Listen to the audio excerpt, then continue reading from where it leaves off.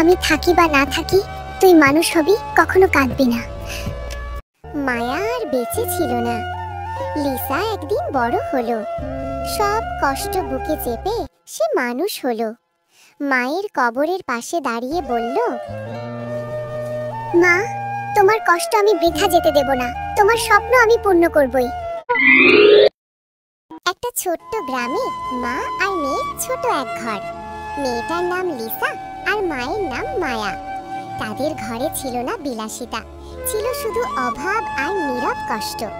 তবুও মা হাসি মুখে বলতো, আমার লিসা থাকলে দুঃখ সহ্য হয়ে যায়। বৃষ্টি পড়ে অবিরাম, হাঁড়িতে চাল নেই, শুধু ফুটছে পানি। লিসা চুপচাপ তাকিয়ে থাকে, কিছু চায় না।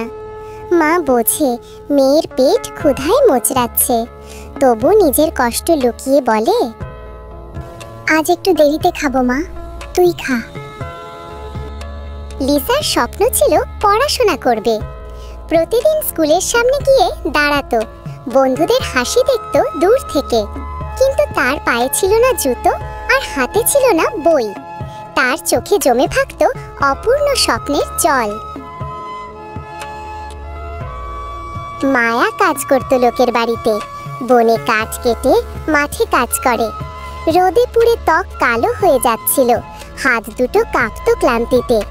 তবুও সে মনে মনে বলতো, আমার মেয়েকে কষ্ট করতে দেব না। একদিন মা খুব অসুস্থ হয়ে পড়ে, শরীর জ্বরে পুড়ে যায়। লিসা তার হাত ধরে কাঁদে। মা কাঁপা গলায় বলে, আমি থাকি বা না থাকি তুই মানুষ হবি, কখনো কাঁদবি না। মায়া আর বেঁচে ছিল না। লিসা একদিন বড় হলো, সব কষ্ট বুকে চেপে সে মানুষ হলো। মায়ের কবরের পাশে দাঁড়িয়ে বলল, মা, তোমার কষ্ট আমি বৃথা যেতে দেব না, তোমার স্বপ্ন আমি পূর্ণ করবই। বন্ধুরা, কেমন লাগলো তোমাদের ভিডিওটি? ভালো লাগলে তো অবশ্যই সাবস্ক্রাইব করবে রিমন খান এলটিডি চ্যানেলটি। আর একটা লাইক দিবে।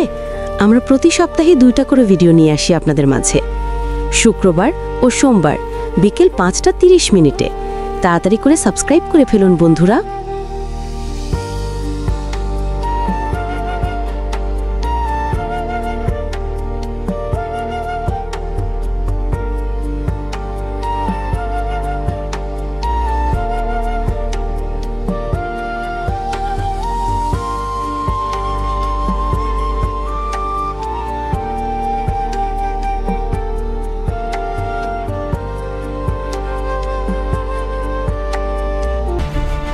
আগ্রহী হন, সাবস্ক্রাইব করুন রিমন খান এলটিডি চ্যানেলটি।